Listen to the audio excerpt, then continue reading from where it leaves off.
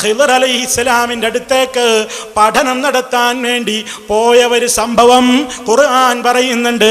അതിന്റെ വിശദാംശങ്ങൾ ഹദീസിലും പറയുന്നുണ്ട്.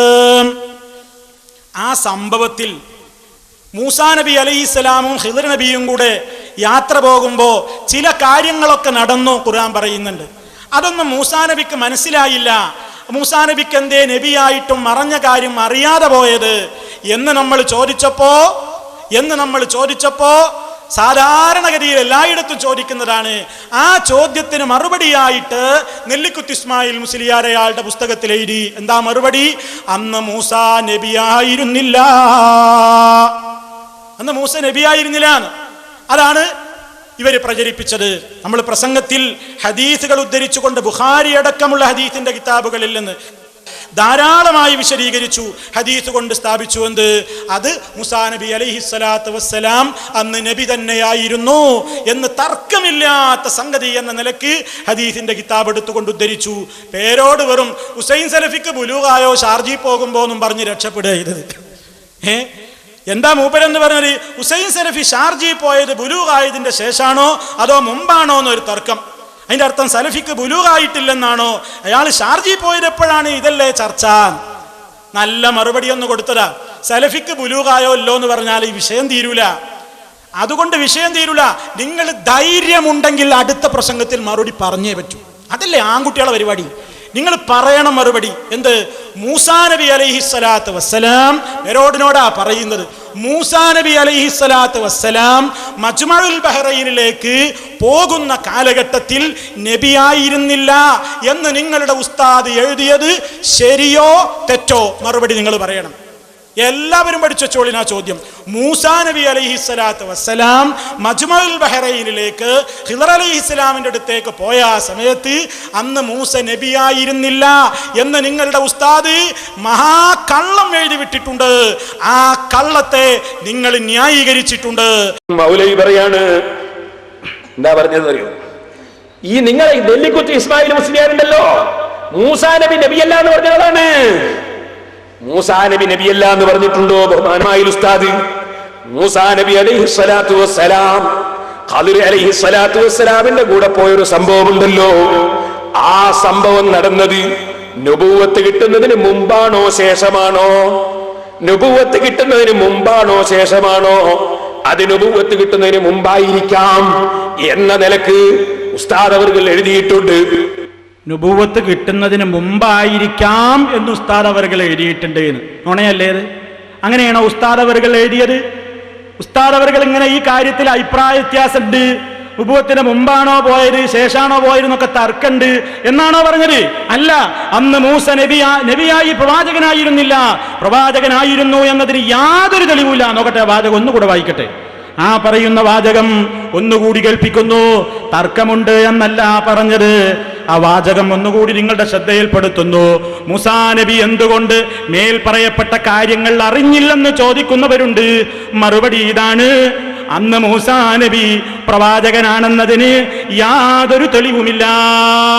അങ്ങനെ അഭിപ്രായ വ്യത്യാസം ഉണ്ട് എന്നൊന്നല്ല പറഞ്ഞ്, ഇങ്ങനെ ഒരു അഭിപ്രായം ഉണ്ട് എന്നും അല്ല പറഞ്ഞ്, യാതൊരു തെളിവില്ല. ഇങ്ങനെ കണ്ണടച്ച് നിഷേധിക്കാൻ നിങ്ങൾക്ക് എങ്ങനെ ധൈര്യം വന്നു മുസ്ലിയാരെ? ഒരു ഉസ്താദിനെ ന്യായീകരിക്കാണ് ശിഷ്യൻ. അത് പിന്നെ വേണമല്ലോ, കിട്ടിയ ചോറിന് കൂറ് പാലിക്കണമല്ലോ. ഇവിടെ വന്നിട്ട് വീണ്ടും അതിനെ ന്യായീകരിക്കുകയാണല്ലേ. നിങ്ങൾ വാദത്തിൽ നിന്ന് കുതിരയോടേണ്ടതില്ല. നിങ്ങൾ പറഞ്ഞതെന്താണ്? അങ്ങനെ അഭിപ്രായം ഉണ്ട്, ഇങ്ങനെ അഭിപ്രായം ഉണ്ട്. അങ്ങനെ അഭിപ്രായമൊന്നും ഇല്ലായിരിക്കും. മുസ്ലിമീങ്ങൾക്കൊന്നും അങ്ങനെ അഭിപ്രായമല്ല. അന്ന് മൂസ നബിയായിരുന്നില്ല. നിങ്ങളത് ന്യായീകരിക്കാൻ ശ്രമിച്ചിട്ടുണ്ട്. വളരെ കാര്യമായി നിങ്ങളത് ന്യായീകരിക്കാൻ നോക്കിയിട്ടുണ്ട്. നിങ്ങൾക്ക് സാധിച്ചിട്ടില്ല. തെളിവുദ്ധരിച്ചിട്ടുണ്ട് ബുഖാരിയിൽ നിന്ന്. നിങ്ങൾ പറയണം. നിങ്ങൾ പറഞ്ഞേ പറ്റൂ. വെറുതെ ഇങ്ങോട്ട് വാ, എന്താ എന്റെ മുമ്പിലേക്ക് കയറി വരാത്ത്, എന്താ ആരെയും കാണാത്ത്, എവിടെയാ ആൺകുട്ടികള് എന്നൊക്കെ പറഞ്ഞ് ഇളക്കിപ്പോയാ പോരാ. പേരോടിനോട് പറയുകയാണ്, ഓർമ്മപ്പെടുത്തുകയാണ്. നിങ്ങൾ മൂസാ അന്ന് നബിയായിരുന്നില്ല എന്ന് നിങ്ങളുടെ ഉസ്താദ് എഴുതി വിട്ടത് കളവാണ് എന്ന് 1000 വട്ടം ഞങ്ങൾ പറയുന്നു. സത്യമാണെന്ന് സ്ഥാപിക്കാൻ നിങ്ങൾക്ക് ചങ്കൂറ്റമുണ്ടോ, ധൈര്യമുണ്ടോ, നട്ടെല്ലുണ്ടോ? ഉണ്ടെങ്കിൽ അത് ഈ നാദാപുരത്തിന്റെ മണ്ണിലാണ് കാണേണ്ടത്. ഇത് കഴിയുന്നുണ്ടെങ്കിൽ കൊണ്ടുവരീൻ. നിങ്ങൾ എന്താ വിചാരിച്ചത്? അമ്പിയാക്കന്മാരുടെ പേരിൽ നുണ പറഞ്ഞു പോകാനോ? കൊണ്ടുവരണം. നിങ്ങൾ കാണിക്കണം നിങ്ങൾ. ഞാൻ വായിച്ചതുപോലെ ബുഖാരി വായിച്ചിട്ടാ ഞാൻ പറഞ്ഞത് നിങ്ങളോടെന്ത്? ബുഖാരി വായിച്ചിട്ടാ ഞാൻ നിങ്ങളോട് പറഞ്ഞത്. യാതൊരു തെളിവില്ല എന്നാ പറഞ്ഞ. തെളിവ് കേട്ടോളൂ.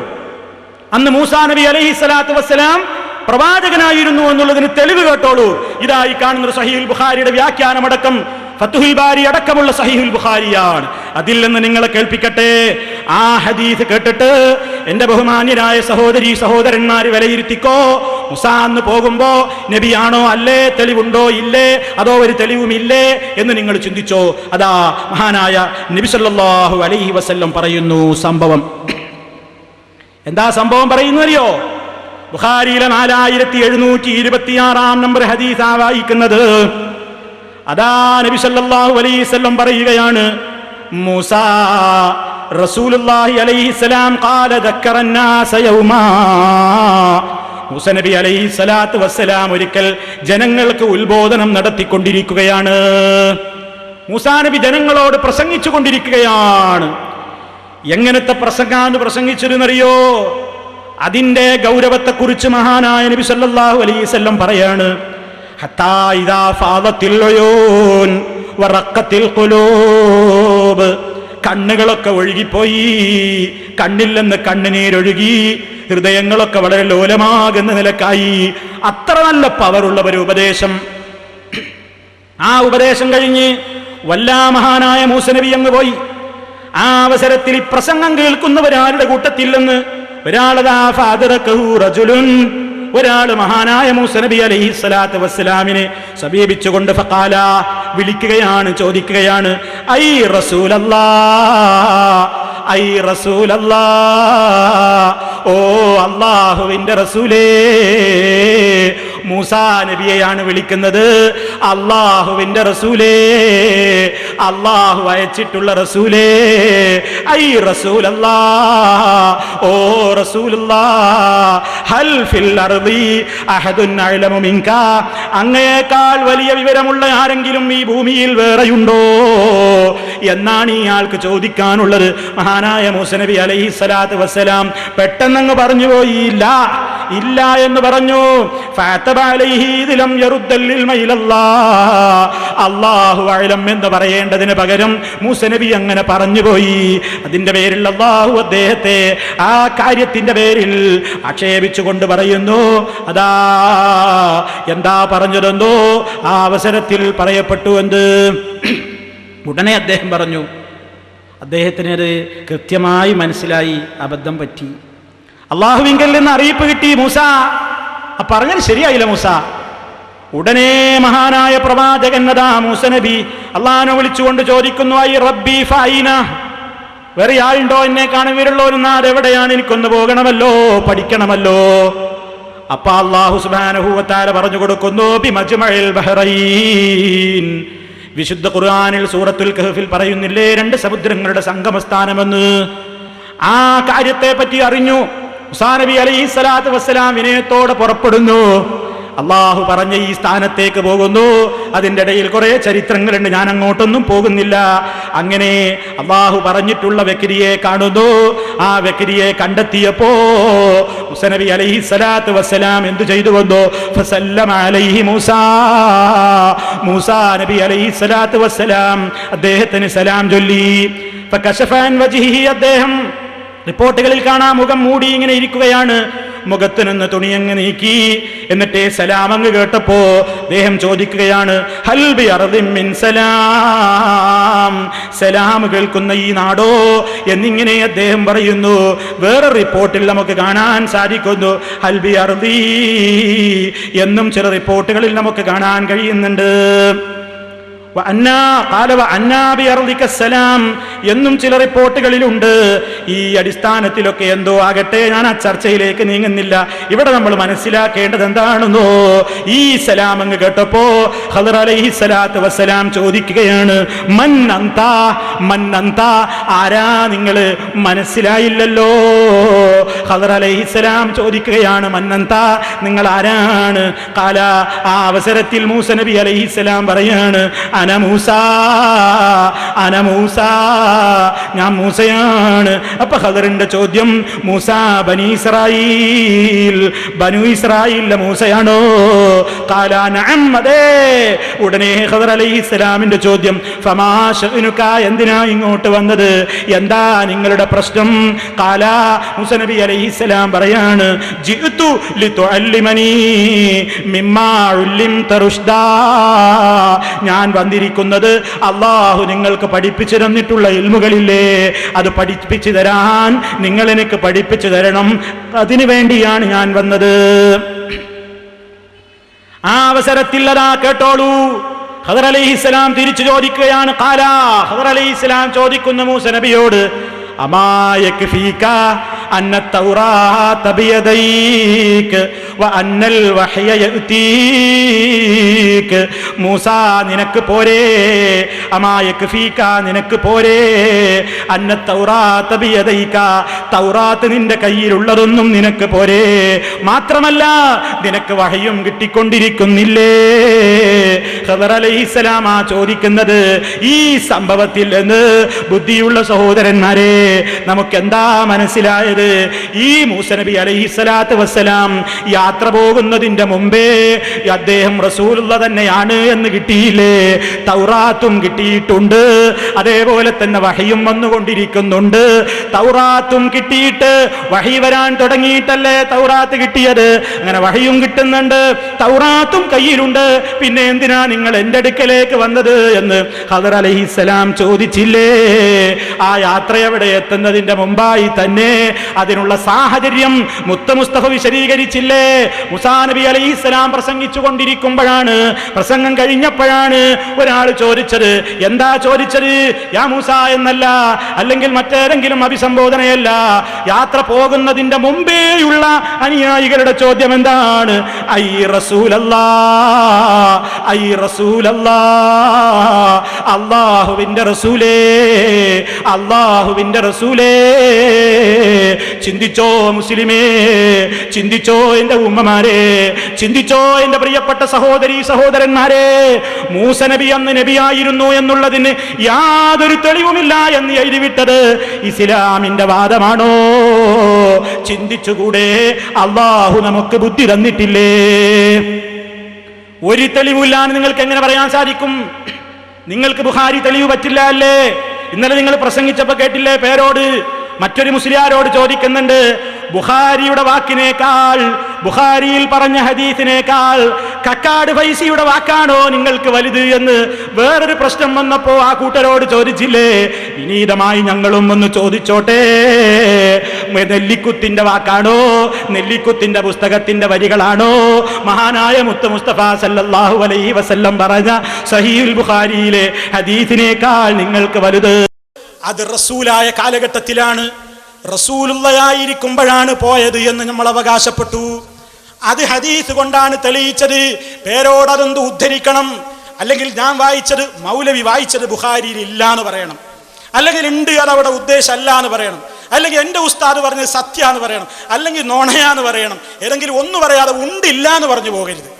ഉണ്ടില്ല, ചോറോ കഞ്ഞിയോ ചോദിച്ചാൽ ചൊറിഞ്ഞിന്നറിയില്ലേ? ആ പരിപാടി വേണ്ട. ഉണ്ടെങ്കിൽ ഉണ്ട്, ഇല്ലെങ്കിൽ ഇല്ല എന്ന് പറയാം. ജനങ്ങൾ പഠിക്കട്ടെ. അങ്ങനെ നാദാപുരം കണ്ടങ്ങനെ തുടർന്നോട്ടെ. നിങ്ങൾക്ക് എന്താ ബേജാറ്? അപ്പോഴൊക്കെ എന്താ സംവാദത്തിനുണ്ടോ? അത് വേണമെങ്കിൽ അതിനും ആൺകുട്ടികൾ റെഡിയാണ്, ആൺകുട്ടികൾ റെഡിയാണ്. അതൊരു വിഷയമല്ല. പക്ഷെ ഇതൊക്കെ തുടരുമ്പോൾ ഒരു പ്രയാസം. ഇതിങ്ങനെ പോയാൽ നടക്കൂല, ഇതിങ്ങനെ പോയാൽ മുന്നോട്ട് പോകില്ല. ഇതിങ്ങനെ ഓരോന്ന് ഇവിടെ ഇങ്ങനെ ഇടിഞ്ഞ് വീഴുകയാണെന്ന് കാണുമ്പോൾ അപ്പൊരു സംവാദം എന്നിങ്ങനെ തോന്നണ്ട. സംവാദം ഒരു പുത്തരിയല്ല. എന്ന് തുടങ്ങിയാൽ ആ സംവാദം, ആലുവ സംവാദം വരെ ഇപ്പൊ കഴിഞ്ഞിട്ടാണ് നിൽക്കുന്നത് അല്ലേ? ആലുവ സംവാദത്തോളം വരെ എത്തി, ഇനിയും നടക്കും ഇൻഷാ അല്ലാഹ്. അതൊന്നും ഒരു പുത്തരിയല്ല. ആ ഉമ്മാക്കി കാണിച്ചിട്ടൊന്നും പേടിപ്പിക്കണ്ട. അതുകൊണ്ട് ആവർത്തിച്ച് ആവശ്യപ്പെടുന്നു നിങ്ങളോട്, വളരെ ഗൗരവത്തോടുകൂടെ പറയാണ്, മൂസാ നബിയുടെ പേരിൽ നിങ്ങൾ കള്ളം പറഞ്ഞിട്ടുണ്ട്. ആ കളവ് ഉസ്താദാണ് പറഞ്ഞത്. ഉത്തരവാദിത്ത ബോധത്തോടു കൂടെയാണ് ഞാൻ ഇവിടെ വായിച്ചിട്ടുള്ളത്. ആ കാര്യം അത് കളവാണോ അല്ലേ? നിങ്ങൾക്ക് എന്താ പറയാനുള്ളത്? അടുത്ത പ്രസംഗത്തിൽ പറയണം. നിങ്ങൾ അത് പറയിപ്പിച്ചേ അടങ്ങൂ. അതാ പറയുന്നത്. നിങ്ങൾ പറയണം. എന്താ നിങ്ങൾ രക്ഷപ്പെടുന്നത്? അന്ന് മൂസ നബിയാണ് തന്നെ നമ്മൾ പറയുന്നത് തെളിവിന്റെ അടിസ്ഥാനത്തിൽ. നബി അല്ലെങ്കിൽ അത് പറ. എന്താ തെളിവ് എന്ന് പറ. ഉസ്താദ് എഴുതിയത് ശരിയാണെങ്കിൽ പറ, അതല്ലെങ്കിൽ തിരുത്തു കൊടുക്ക്. ഓരോന്നോരോന്ന് തിരുത്തിപ്പിക്കാനായി പറയുന്നത്. തിരുത്തു കൊടുക്ക്. നിങ്ങൾ എന്താ തിരുത്തു കൊടുക്കാത്തത്? കൊടുക്കണം. നിങ്ങൾ അത് കൊടുക്കുന്നത് ഞങ്ങൾക്ക് കാണണം. അത് ഈ രാജ്യത്തോട് വിളിച്ചു പറയണം. അതുകൊണ്ടൊന്ന് പറയണം കേട്ടോ. എന്നിട്ട് ഓരോരുത്തരോരോ നുണ ബുക്കിൽ എഴുതുക. എന്നിട്ട് ആ ബുക്ക് എഴുതിയ ആളെ ന്യായീകരിക്കുക. പരലോകത്തുണ്ടാവോ നിങ്ങൾ ന്യായീകരിക്കാൻ ഉസ്താദിനെ? ദുനിയാവ് നിങ്ങൾ ന്യായീകരിച്ചു. അല്ലാഹു ചോദിച്ചില്ലേ, ഹാ അൻതും ഹൗലായി ജഹദൽതും അൻഹും ഫിൽ ഹയാത്തിദ് ദുനിയാ വമൻ യുജാദിലുല്ലാഹ അൻഹും യൗമൽ ഖിയാമത്തി അമ്മൻ യകൂനു അലൈഹിം വകീലാ.